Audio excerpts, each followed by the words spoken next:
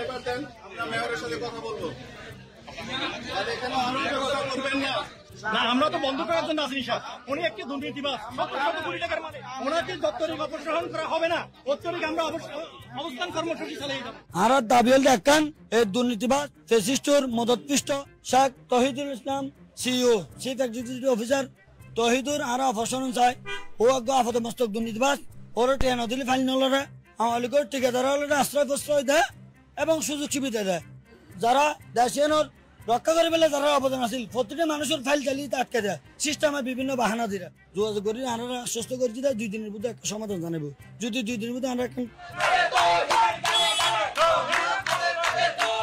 5 আগস্টের পরে স্বৈরাচার হাসিনা এবং তার দূষর ফালে দিলেও কিছু দূষর এখনো আছে। সিটি কর্পোরেশনের সচিব তহিদুল ইসলাম, তার নামের আগে শেখর বেটা, সাবেক ছাত্রলীগ নেতা, স্বৈরাচার দূষর আছে এখনো।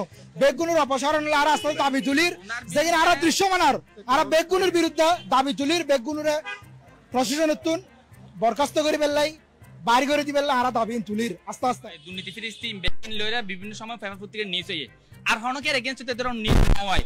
এই যে দুর্নীতি দুদকত্ব না একান্ত তদন্ত করি বলে ওর ব্যাপার হইয়ে ফেব্রুয়ারি নিজে বিভিন্ন পেপার পত্রিকার নিউজ আসছে। এই নিউজের এগেইনস্টে হন ধরনের অ্যাকশন ন লয় দুদকত্ব তদন্ত করি বলে এখন দায়িত্ব দিয়ে তদন্তই আর ওয়েট করি কিন্তু ওয়েট কতদিন অপেক্ষা করবো গ্রিন সিটি হেলদি সিটি করবো কিভাবে সম্ভব যদি ওরা যদি কমিশন ছাড়া যদি কেউ যদি হাস নদিলে তো হাসিং কি সুন্দর এখন হাস কি সুন্দর হবো না।